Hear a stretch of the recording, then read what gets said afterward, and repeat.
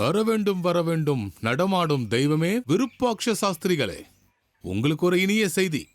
நானே வந்து சொல்லலான்னு இருந்தேன். நீங்களே இப்படி வந்துட்டதால இப்பவே சொல்லிடுறேன். இன்னையிலிருந்து உங்க ஊர் அதிகாரம் பண்றதுக்கு உத்தரவு வந்தாச்சு.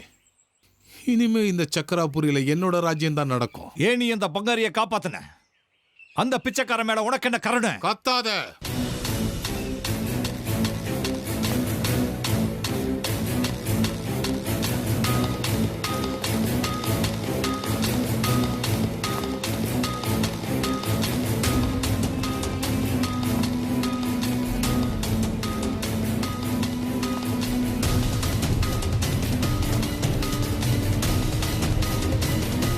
சொன்னல, இன்னையிலிருந்து இது ஏன் ராஜ்யம், நான் சொல்றபடிதான் எல்லாம் நடக்கும். இங்க என்னை விட அதிகாரம் வேற யாருக்கும் கிடையாது.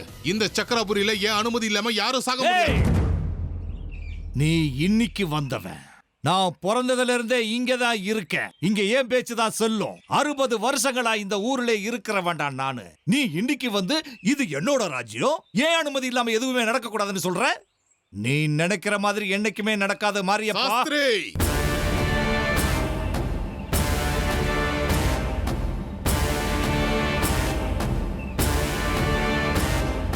ஜெயில இருக்கிற திருடனுக்கு எவ்வளவு செல்வாக்கு இருந்தாலும், அவன் எவ்வளவு பெரிய ஆளா இருந்தாலும், அங்க வர புது அதிகாரியோட வார்த்தை தான் செல்லும். அங்க அவன் எதை பத்தியும் கவலைப்பட மாட்டான்.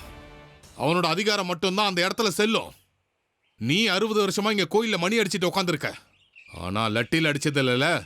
நான் வந்ததை நினைச்சு சந்தோஷப்படுவேன்னு நினைச்சேன். ஆனா என் மூட கெடுத்துட்டே விருப்பாக்ஷா. எனக்கு துணையா இருப்பேன்னு நீ ஏன் கூட கை கோர்த்துட்டு இப்ப நீ என்ன கைவிட்டுட்டீங்க? நம்ம 3 பேருடைய லட்சியமும் ஒண்ணுதான், அதை புரிஞ்சுக்கோ. நம்ம வழியில குறுக்கிடுற யாரையும் நாம என்னைக்குமே விட்டு வைக்கவே கூடாது. அந்த பங்காரி நமக்கு எதிரி. அவன் கதையை முடிக்கிறதுக்கு ஆளுகள்கிட்ட சொல்லி அனுப்புனா நீயே அங்க வந்து அவனை காப்பாத்தி விட்டுட்டியா? சரி, ஒண்ணு பண்ணலாம். நாமும் வழியில குறுக்கிட மாட்டேன். ஆனா உற்சவம் முடிகிற வரைக்கும் சும்மா இரு. அதுக்கப்புறம் வேணாலும் அந்த பங்காரிய நான் இப்பதான் அதிகாரத்தை கையில எடுக்கிறேன். இப்பவே கொலை அது இதுன்னு பிரச்சனை நடக்க கூடாது. இப்ப நீ அவனை கொன்னா அப்புறம் விசாரணை அது இதுன்னு நான் உன்னை கைது பண்ண வேண்டியது இருக்கும்.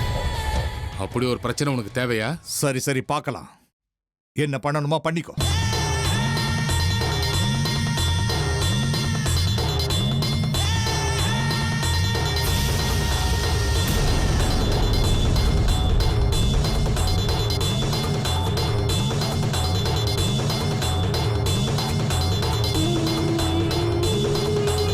ஐயோ பரவாயில்ல விடுப்பா. உன் பொண்டாட்டிய பத்தி தான் தெரியும்ல. நீ என்ன செஞ்சாலும் அவளுக்கு திருப்தியே கிடையாது. எல்லாத்துலயும் குறை கண்டுபிடிப்பா. மத்தவங்க எல்லார்கிட்டயும் நல்லாதான் இருப்பா. புருஷன்னா அவளுக்கு இளக்காரம்.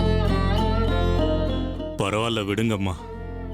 அவளுக்கும் கோவம் பயம் எல்லாம் இருக்கும்ல. அவ சொல்றதும் சரிதானே.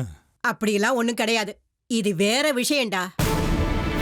பொதுவா சுனிதாவை பத்தி பேச்செடுத்தாலே எப்பவும் அவளுக்கு கோபம் தலைக்கேறுண்டா. கடுகு மாதிரி பொறிவா சொந்த தங்கச்சி மேல. ஒரு பக்கம் லலிதா சொல்றது சரின்னு தான் தோணுது. எத்தனை நாளைக்கு மூடி மறைக்கிறது?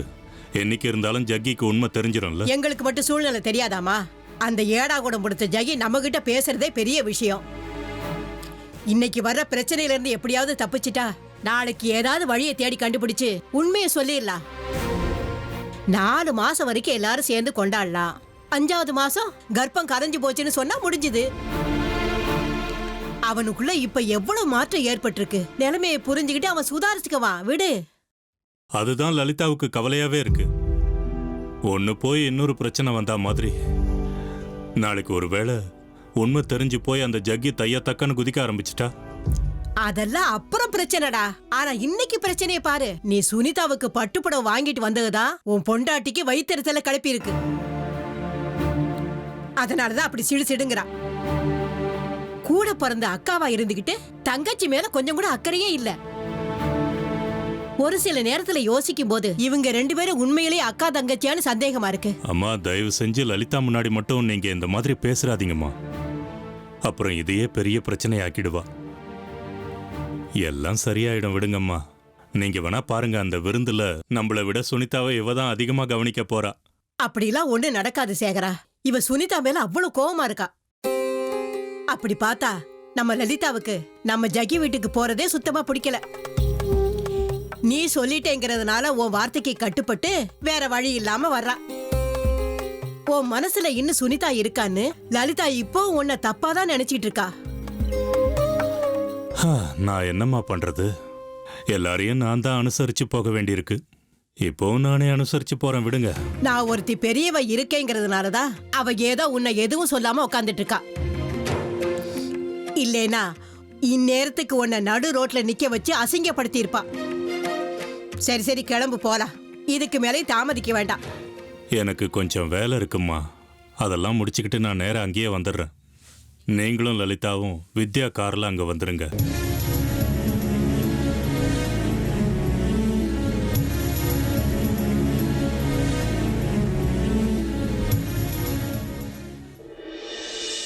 ஜக்கி, சுனிதா, ஏம்பா ஜக்கி. ஓ வாங்க வாங்க சகல, உங்களுக்காக தான் காத்துக்கிட்டு இருக்கோம். என்ன உங்க கையில என்னமோ கொண்டு வந்திருக்கீங்க? பரிசு பொருள் கொண்டு வந்திருக்கீங்களா? எங்க கொடுங்க பார்க்கலாம். என்னாச்சு, நாங்கெல்லாம் பார்க்க கூடாதா? ஏதாவது விசேஷமான பரிசா அது? சுனிதா இல்லையா?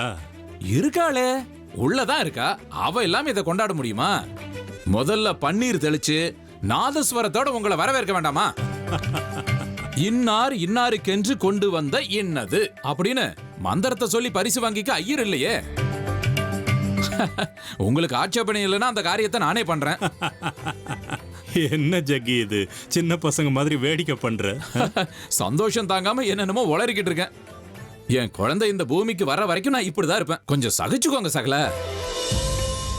ஏமா சுனிதா, யாரு வந்திருக்காங்கன்னு வந்து பாரு.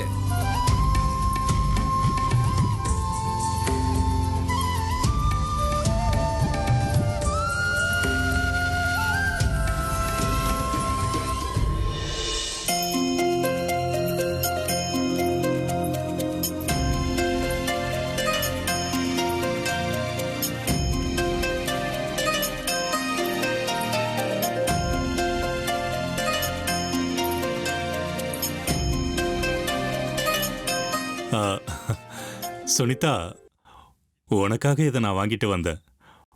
வாங்கிக்கம்மா. என்னம்மா இதெல்லாம்? உனக்கு பட்டு புடவைன்னா ரொம்ப பிடிக்கும்ல. இனிமே உன்னோட வாழ்க்கை சந்தோஷமா இருக்கணுங்கிறதுக்காக வாங்கிட்டு வந்தேன். ஆனா ஏற்கனவே நீ அதே மாதிரி ஒரு பட்டு புடவையை கட்டிக்கிட்டு இருக்க. பார்க்க மகாலட்சுமி மாதிரி இருக்கம்மா. நான் தான் வாங்கிட்டு வந்து கொடுத்தேன், இப்ப நீங்களும் வாங்கி கொடுத்துட்டீங்க. ரெண்டும் ஒரே மாதிரி புடவை வேற. இருக்கட்டும், நம்ம சுனிதாவுக்கு ஒரே நேரத்துல ரெண்டு சந்தோஷம். ஒரு பொண்ணு கர்ப்பமா இருக்கும்போது சந்தோஷமா இருந்தாதான் குழந்தையும் ஆரோக்கியமா பிறக்கும். நல்லா புஷ்டியா குண்டா பிறக்கும். ஐயோ, நான் ஒருத்தி. பாத்தீங்களா மாமா, உங்களை வாசல்ல நிக்க வச்சு பேசிக்கிட்டு இருக்கேன். நீங்க உள்ள வாங்க மாமா. என்ன ரயிலோட இன்ஜின் வர மாதிரி நீங்க மட்டும் தனியா வந்திருக்கீங்க? உங்க அம்மா ராஜலட்சுமி அம்மா எங்க? உங்க மனைவி எங்க? உங்க தவப்புதல்வன் எங்க? உங்க தத்து பொண்ணு எங்க? உங்க தந்தையார் எங்க? யாருமே வரலையா? எல்லாரும் வந்துகிட்டே இருக்காங்க. வரட்டும். முதல்ல நீங்க உள்ள வாங்க.